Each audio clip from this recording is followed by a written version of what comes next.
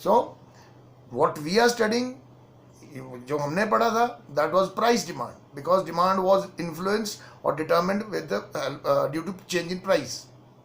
So there is another type which is called derived demand or indirect demand, where demand for the commodity is influenced by the demand for some other commodity. जैसे car की demand ज़्यादा हो रही है तो अब petrol ज़्यादा खरीदा जा रहा है, ठीक है, एक ही हो गया. उसी को वो कहते हैं. बाकी जिसको हम डिमांड ही कह रहे थे, जिसको हम डिमांड बढ़ रहे थे, उसको डायरेक्ट डिमांड भी कहते हैं.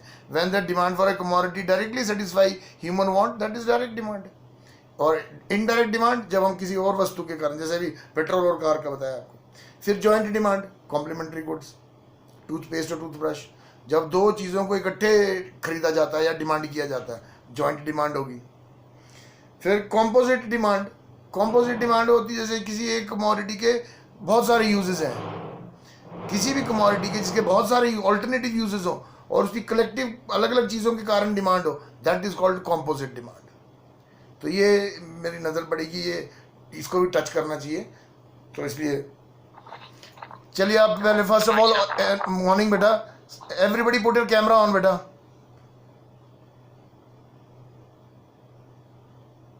We are into a revision stage और उसमें I need to see everybody. जैसे आप मेरे को देख रहे हो, मैं भी आपको देख सकूं. ये नहीं ना हो कि मैं पूछूं और आप वहां से पढ़ के बताओ, वो कोई मज़ा थोड़ी हुआ फिर. इसलिए सबको ये आप कैमरा ऑन करो बेटा, ऑडियो ऑफ करो, कैमरा ऑन करो. नहीं तो बेटा टीचर भी गुरु ही होता है. हाँ सभी करो, नेहा, आरती, सना, आशिमा, अरुण, ऋषभ, करो करो. पता नहीं फिर हो सकता है कि नेट में. अच्छा हाँ ठीक है ठीक है. आकांक्षित का नहीं है तो कईयों का नहीं भी है ना फिर.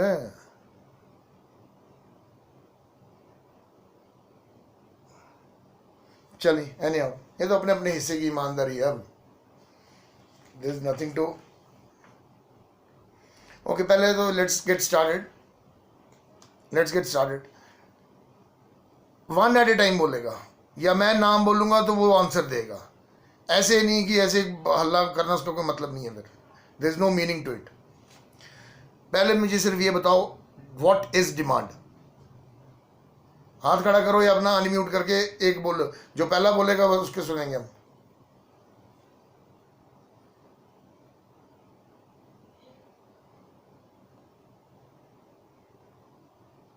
विनेश तू सुना दे, व्हाट इज डिमांड.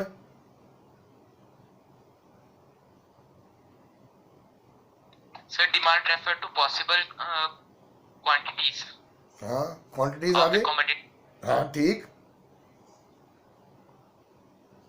बस इतना थोड़ी ना. कंज्यूमर इज रेडी टू हाँ बाय एट वेरियस प्राइसेस. फिर अगर वेरियस क्वांटिटीज लिख रहा है तो वेरियस क्वांटिटीज तो वेरियस प्राइसेस पे होंगे ना. या तो एक तरीका वो था जो मैंने बताया था कि सीधा लिखते कि demand is a quantity of a commodity which consumer is willing to buy at a certain price over a certain period of time. लेकिन you started with the various quantities which consumer is willing to buy at various prices. फिर उसमें certain period of time नहीं आएगा, क्योंकि various prices तो various रहेंगे ना. हाँ बेटा. सर विलिंग और एबल साथ में लिख सकते हैं. विलिंग और एबल नहीं, एबल नहीं बेटा. एबिलिटी तो अभी मेरे पास पैसे हैं, मैं एबल हूँ, लेकिन मैं खर्चना नहीं चाहता, तो वो तो डिमांड नहीं बनेगी ना. विलिंगनेस कि वो अपने रिसोर्सेज को, पैसों को खर्चने के लिए भी तैयार है. डिमांड को बनने के लिए क्या क्या जरूरी था. पहले तो एक डिज़ायर ही होनी चाहिए थी. डिज़ायर के बाद वो कमोडिटी मार्केट में अवेलेबल होनी चाहिए थी. और सॉरी, पहले तो डिज़ायर होनी चाहिए, फिर उस डिज़ायर को फुलफिल करने के लिए रिसोर्सेज होने चाहिए, मीन्स पैसे होने चाहिए. फिर आपकी willingness to depart with your resources कि आप पैसा खर्चने के लिए भी तैयार हो.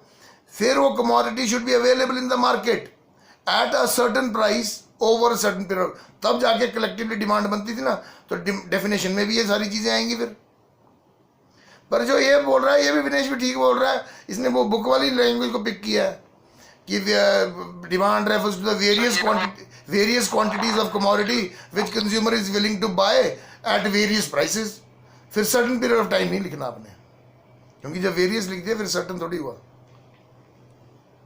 चलो ठीक है, ये भी बोल सकते हैं ना, बोलो। demands are also known as goods because they have the capacity to satisfy our needs, their wants. नहीं वो तो पावर ऑफ सेटिस्फेक्शन तो है ही कमोडिटी में, तभी तो हम खरीदते हैं। लेकिन जब आपको क्वेश्चन ये पूछा जाएगा कि डिफाइन डिमांड, कि डिमांड क्या होती है, फिर तो नहीं ना। हम ये लिख सकते हैं कि हम डिमांड क्यों करते हैं, to satisfy our needs. Question पे भी तो डिपेंड करता है। मैंने आपको एक दिन बताया था ना कि अगर क्वेश्चन आपको पूछा गया कि ताजमहल कहाँ है, तो उसका आंसर सिर्फ आगरा है। ये नहीं हो सकता कि ताजमहल बहुत अच्छा है, वो सफ़ेद पत्थर का बना है, वो 20 साल में बना था, उसको 20,000 मजदूरों ने बनाया था, शाहजहाँ ने बनाया था, इसके सब कुछ लिखा है, तुम बहुत कुछ लिखा है, और तुम्हें लग रहा है कि नहीं हम पेपर अटेम्प्ट करके आ गए, अच्छा अटेम्प्ट हो गया, लेकिन जो क्वेश्चन था उसका आंसर तो तुमने दिया नहीं। तो यहाँ पे गलती हो जाती है बेटा, इसलिए इसका थोड़ा सा क्वेश्चन को स्पेसिफिक ध्यान में रखना है। क्वेश्चन क्या है, तो जब डिमांड कहना कि व्हाट इज डिमांड या डिफाइंड डिमांड, तब डेफिनेशन को शॉर्ट फॉर्म में डिफाइन कहते हैं। अच्छा चलो कोई नहीं। What are inferior goods, what do you mean by inferior goods?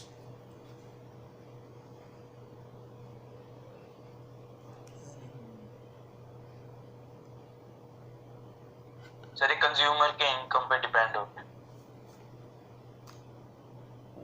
वो तो बात ठीक है, लेकिन हम कहेंगे क्या उसको फिर, मतलब उसको लिखेंगे क्या? वो डिपेंड नहीं होता, उससे इन्फ्लुएंस होता है, वो उससे इनकम से प्रभावित होता है।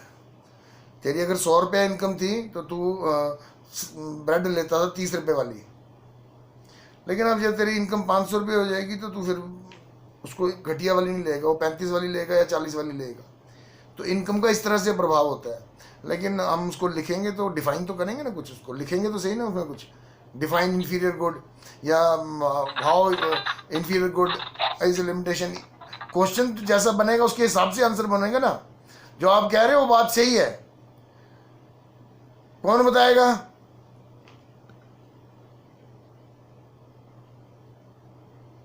What are inferior goods?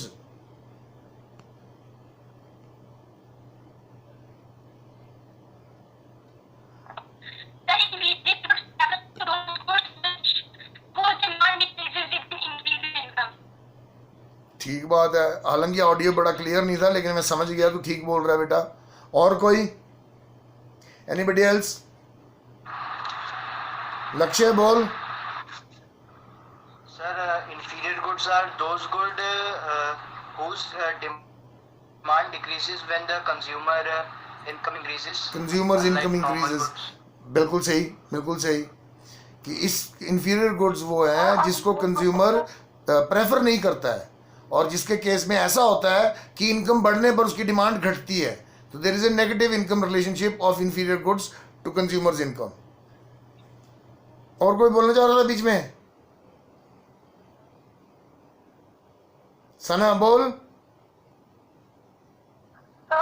An inferior good is a good whose demand declines when income rises. Yes, वही तो बोल रहे हैं हम, बिल्कुल सही बोल रहे हो, परफेक्ट, शाबाश। Whose income is negative effect. हाँ, नेगेटिव इफेक्ट। नेगेटिव इफेक्ट मतलब कि इनकम बढ़ेगी तो इंफीरियर गुड की डिमांड घटेगी, इस तरह से नेगेटिव है।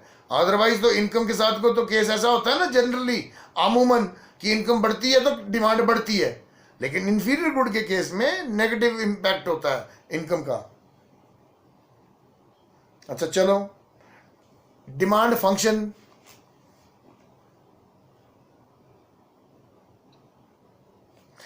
देखो इसमें तो जबरदस्ती भी नहीं है ना। अब मैं आपको फोर्स ही कर सकता हूँ, बार बार बोल सकता हूँ। अब आप नहीं इसमें पार्टिसिपेट करना चाहते तो आप ही इसमें बेनिफिशियरी भी आप हो, लूजर भी आप हो। इसका फायदा भी आपको होना है, नुकसान भी आपको होना है।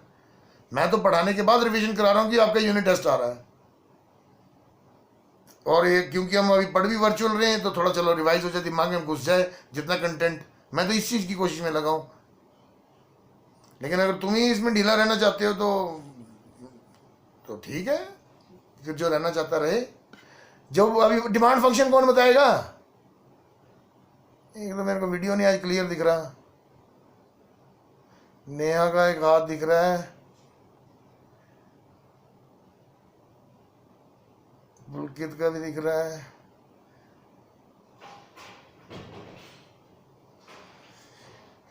बोल पुलकित फिर। सर मैं बताऊं? It is a relationship. बोलने दे इसको। Yes, sir. हाँ बोल। So it is a relationship between the quantity demanded, sir. So between the quantity demanded and the price, sir. For commodity.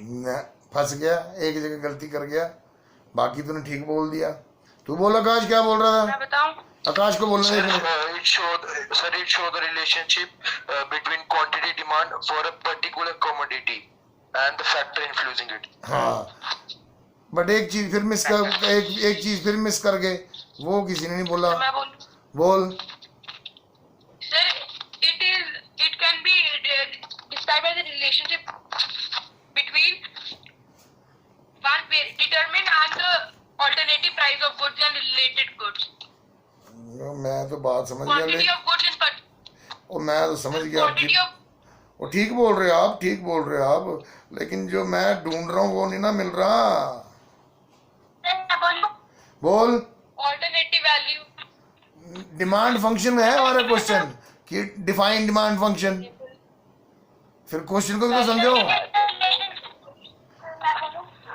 बोल Neha. It show the functional हाँ, ये it is a mathematical expression. मैंने बोला था ना एक लाइन एक्स्ट्रा लिखनी पड़ती है इस केस में। It is a mathematical expression showing establishing expressing functional relationship. नहीं तो एफ क्यों डाला हुआ हमने? ये एफ क्यों बनाया हुआ है यहाँ पे? Because it expresses the functional relationship between quantity demanded and the factors affecting it. तो इसमें ये वर्ड सब में मिसिंग था कि ये मैथमेटिकल एक्सप्रेशन है और ये एक्सप्रेस करता है functional relationship of quantity demanded and factors affecting it. फिर बात बननी थी ना। चलो कोई नहीं, अब भी करेक्ट कर लेना जिनसे हुई गलती, कोई नहीं, कोई बड़ी बात नहीं है।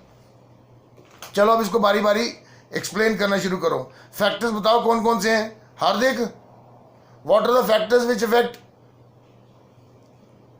Demand?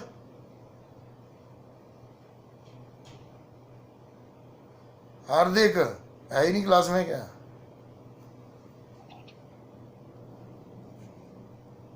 Hardik,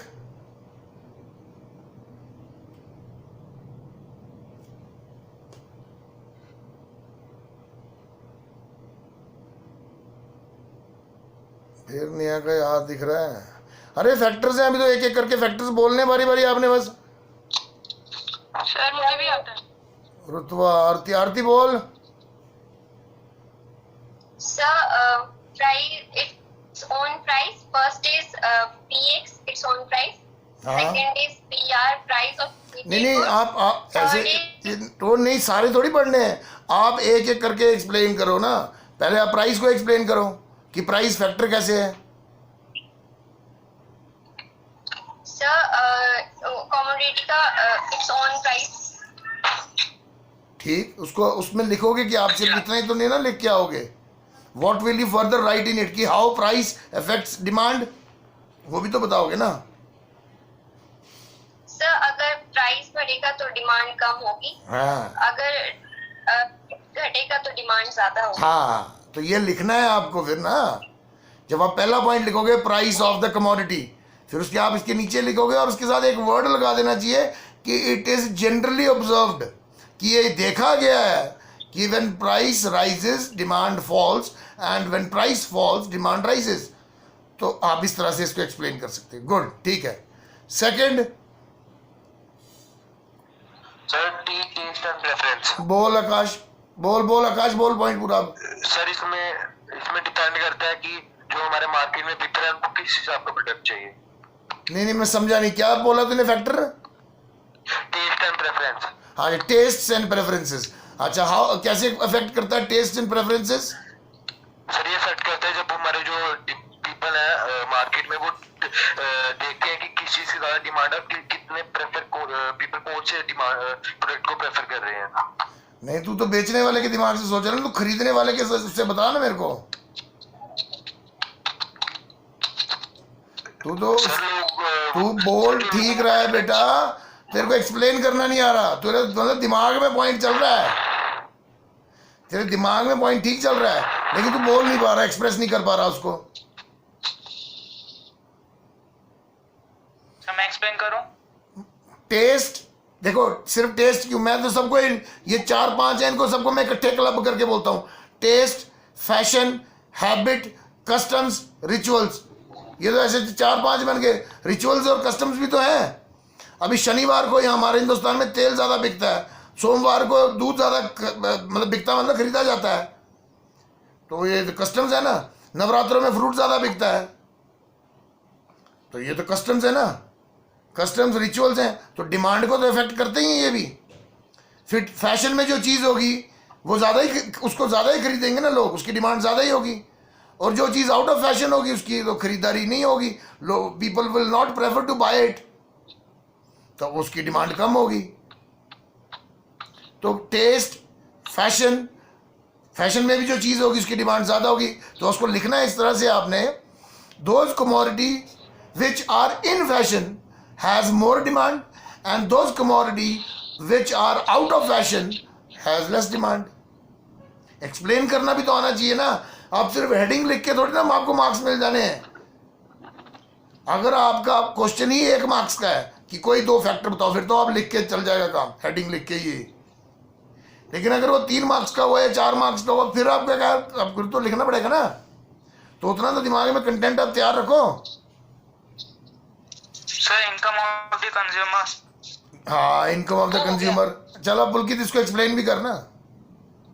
Yes, sir. So income of the consumer affects the demand because when the income of the consumer is higher, then the demand is higher of that particular commodity.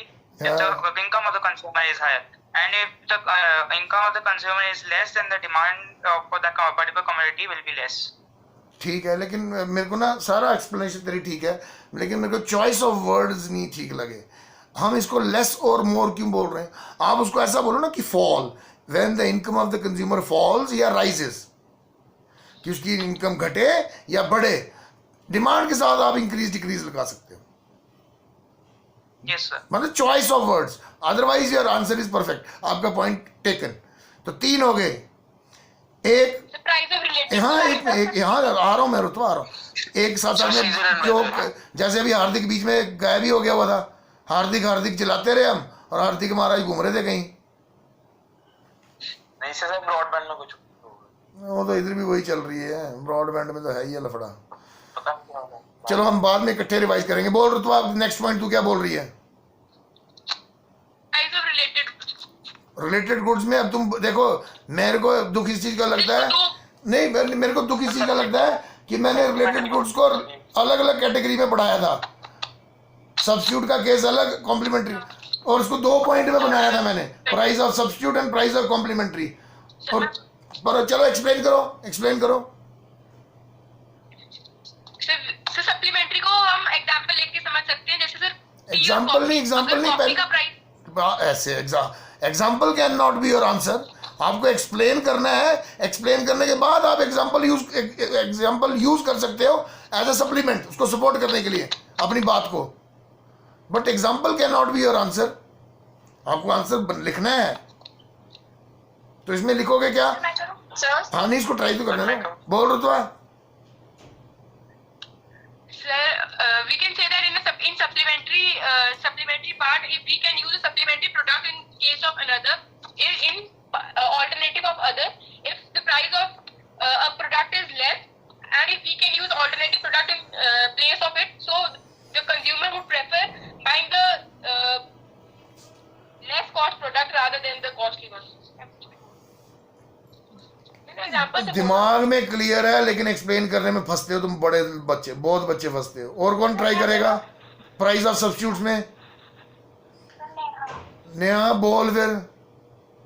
substitute could goods are those which can be used in place of one another. ठीक, When price of one commodity increase, then demand for another commodity will increase. हाँ हाँ, For example, if the price of tea increases, then the demand for coffee is increased. will increase, will लिखो ना, It increase. Yes, sir. Will. ठीक है। जैसे मैं आपको Colgate और पेप्सोडेंट का एग्जांपल देके बताता हूँ, हालांकि मैंने बताया हुआ है सब्स्टिट्यूट का बिहेवियर ऐसा होता है, और मैंने ये भी साथ साथ में बोला था कि ये इंपॉर्टेंट इसलिए है क्योंकि अगर डिमांड में ऐसा बिहेवियर होता है तो सप्लाई में इसका उल्टा होगा, और दूसरा फिर ये फैक्टर्स इंक्रीज और डिक्रीज में भी इफेक्ट करते हैं। तो ये सिर्फ टॉपिक यहीं पे पढ़ने वाला नहीं है कि ये पॉइंट यहीं पर ही है, इसको यहीं पे याद किया और इसको यहीं पे ख़त्म, नहीं, ये तो आगे भी यूज़ होना है। अभी मार्केट के बाद जो हमारा लास्ट वाला यूनिट है उसमें फिर उसमें ये यूज़ होने ये चीज़ें। तो सब जो ये बोल रही है नेहा ने बिल्कुल परफेक्ट, बिल्कुल सही बोला है, इसको एक्सप्लेन ऐसे करना है। और रुतबा तू भी वही बोल रही थी पुत्र, तू भी वही ट्राई कर रही थी, लेकिन इसको लिखना कैसे, शब्द कैसे देने। मान लो कॉलगेट और पेप्सोडेंट ये सब्स्टिट्यूट हुए ना एक दूसरे के, कॉलगेट की जगह पेप्सोडेंट, पेप्सोडेंट की जगह कॉलगेट यूज़ कर सकते हैं हम। तो पहले तो ये लाइन लिखनी बड़ी जरूरी है कि substitute goods are those goods which can be used in place of one another, कि जो एक दूसरे की जगह खरीदे जा सकते हैं, इस्तेमाल हो सकते हैं, उनको कहते हैं सब्स्टिट्यूट गुड, फुल स्टॉप। फिर लिखो इसका बिहेवियर कि अगर एक का प्राइस बढ़ जाए, एक का प्राइस है, प्राइस कॉलगेट का है, डिमांड पेप्सोडेंट की है, कॉलगेट का अगर प्राइस बढ़ जाएगा तो पेप्सोडेंट की डिमांड बढ़ जाएगी। उसका उल्टा भी हो सकता है, अगर कॉलगेट का प्राइस घट जाएगा तो पेप्सोडेंट की डिमांड घट जाएगी।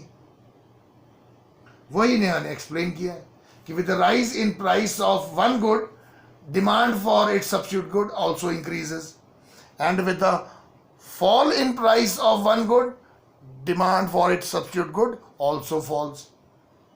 और डिमांड को फॉल और इंक्रीज कर रहा है, इसलिए ये फैक्टर है, इसलिए ये फैक्टर है। अच्छा चलो next, season and weather.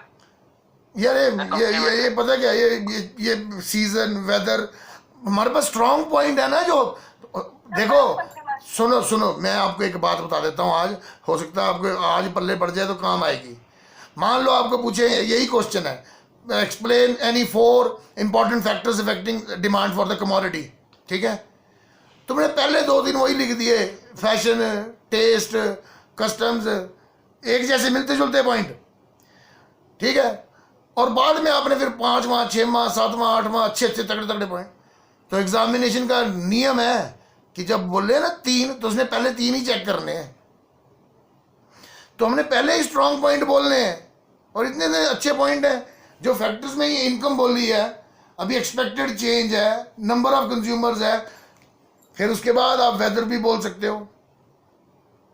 Weather में इसका कहना है, मतलब ये तो जैसे कि भाई सर्दियों में हीटर्स की डिमांड ज़्यादा होगी और गर्मियों में कोल्ड ड्रिंक्स की या बर्फ़ की डिमांड ज़्यादा होगी, इस तरीके से फैक्टर है ये।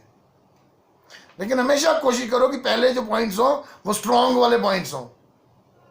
चलो बोलो, और बोलो, एक तो ये नेट बड़ा तंग कर रहा है। The distribution of income.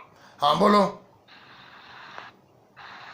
So in this factor, the distribution of income, if the distribution of income is high, the high rate products, there is a good demand of high rate products. If the distribution of income is low, then there is high demand of low rate products and low demand of high rate products. लेकिन फंस जाते हो ना तुम। अभी तूने इसको या कोठल गया है या तो तू पढ़ के बोल रहा है, ठीक है। पता कैसे, वो इनकम, डिस्ट्रीब्यूशन ऑफ इनकम लो और हाई नहीं होती, वो अनइक्वल और इक्वल होती है। If distribution of income is equal तब एक केस होता है, and if the distribution of income is unequal तब एक केस होता है। और उससे भी डिफरेंट ये है कि मैंने ये पॉइंट इसलिए नहीं पढ़ाया क्योंकि ये कंफ्यूज करता है बच्चों को, क्योंकि आपने हाई लेवल की कॉस्ट प्रोडक्शन वगैरह पढ़ा नहीं होता। तो ये आपको पॉइंट, तेरे को समझ आया ये पॉइंट, अनइक्वल डिस्ट्रीब्यूशन और इक्वल डिस्ट्रीब्यूशन का पॉइंट समझ आ गया है तेरे को कि क्या बोलता है पॉइंट। इस तरह बहुत फैक्टर्स हैं, बहुत फैक्टर्स हैं। ऑल्टीट्यूड भी फैक्टर हो सकता है, कि हाई ऑल्टीट्यूड में लोग जो है अलग तरह की चीज़ें खरीदते हैं, डिमांड है ना, डिमांड मीन्स खरीदारी, परचेजेस, तो उसको तो जो जो चीज़ें प्रभावित करती हैं वो सारे फैक्टर्स ही हैं। लेकिन पॉइंट्स जो अब आपने लिखने हैं अपने आंसर्स में, स्ट्रॉन्ग पॉइंट्स लिखो, जैसे प्राइस ऑफ द कमोडिटी, फिर price of substitute good, complementary good अभी भी किसी ने नहीं बोला, फिर पुलकित ने बताया इनकम ऑफ द कंज्यूमर, तो वो भी अच्छा पॉइंट था।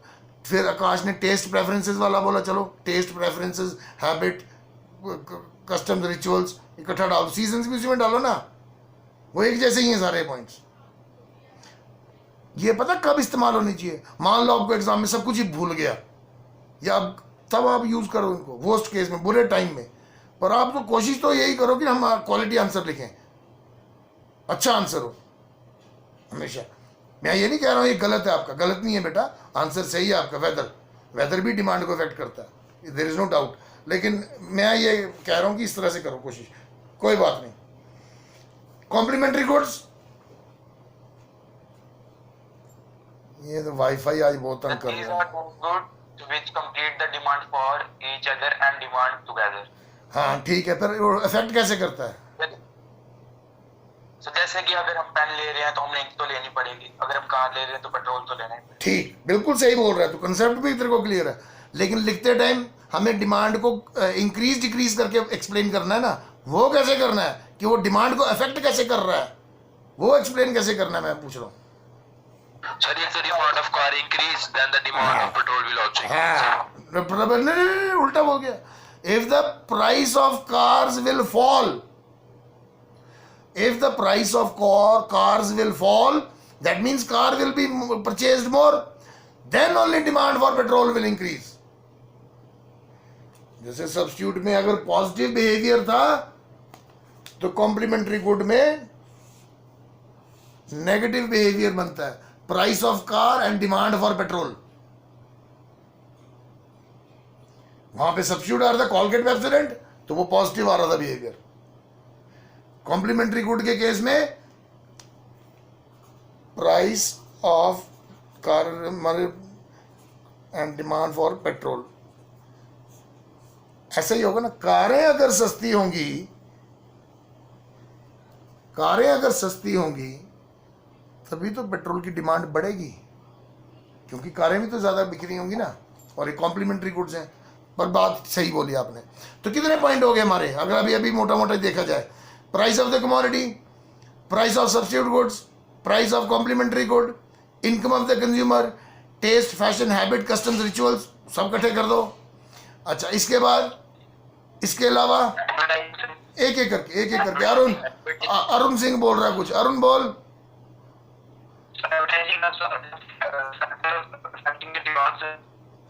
आवाज साफ नहीं आ रही बेटा।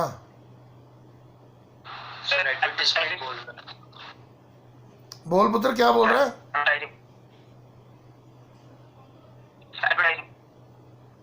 आवाज नहीं साफ आ रही बेटा, ऑडिबल नहीं है।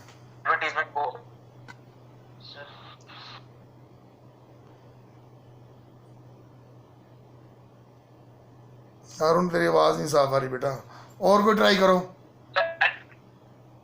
अरुण चैट बॉक्स में लिख सकता है तू बेटा, you can write also, factor लिख सकता है तू।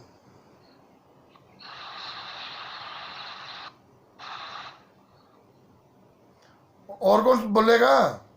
विनेश तू बता। The size of population. हाँ, साइज ऑफ पॉपुलेशन, हार्दिक बिल्कुल सही। If the number of consumers are more, demand will be more, if the number of consumers are less, demand will be less. तो size of population, so if the size of population is large, then demand, there will be more demand. If the size of population is small, demand will be less. ठीक है, चलेगा। अब आ जाओ law of demand पे। कौन define करेगा law of demand? Rishabh.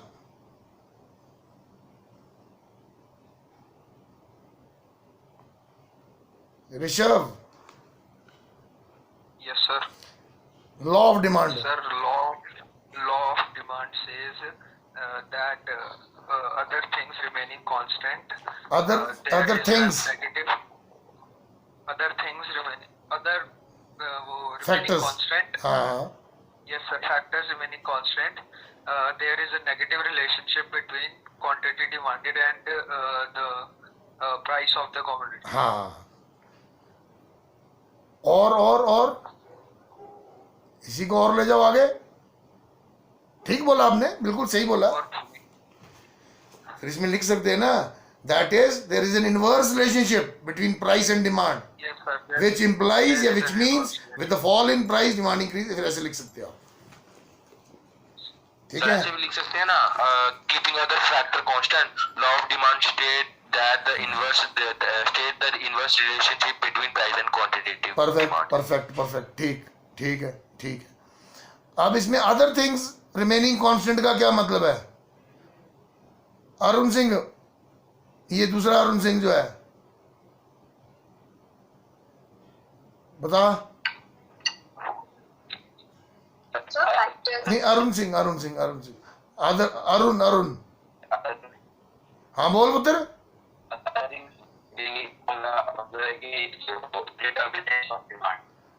हाँ तो उसका क्या मतलब है?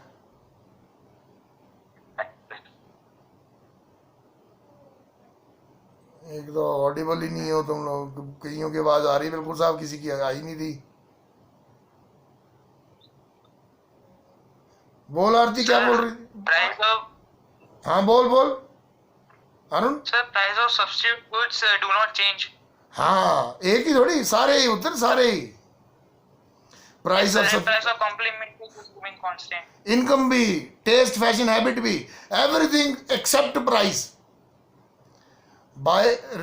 जब, हाँ बिल्कुल सही, गुड बेटा, शाबाश। जब हम बोलते हैं according to law of demand keeping all other factors constant, तो ऑल अदर फैक्टर्स का मतलब है कि जो डिमांड को अफेक्ट करने वाले सारे फैक्टर्स हैं, प्राइस को छोड़ के, पहले वाले को छोड़ के,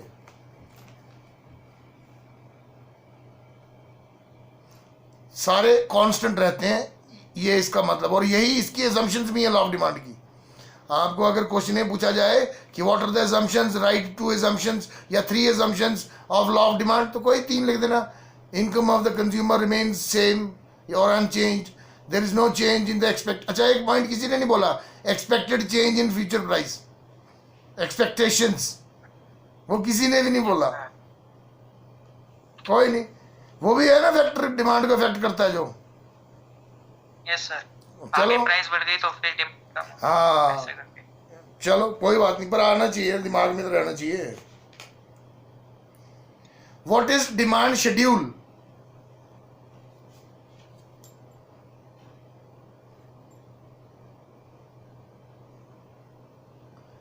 व्हाट इज डिमांड शेड्यूल? बोलो, कोई तो बोलो, मैं बोलूं बोलने के लिए? विनेश बता।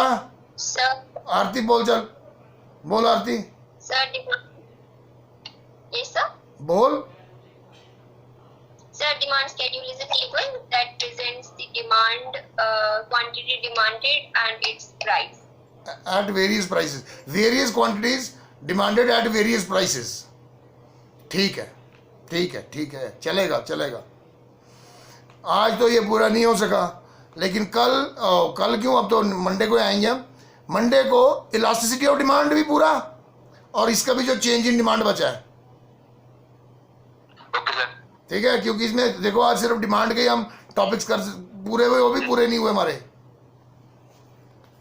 लेकिन इसका फायदा तभी होगा अगर आप इसको थोड़ा सा रिवाइज करोगे, एक नजर घर पे भी मारोगे। अगर आप ऐसा नहीं करोगे तब कोई फायदा नहीं होगा बेटा।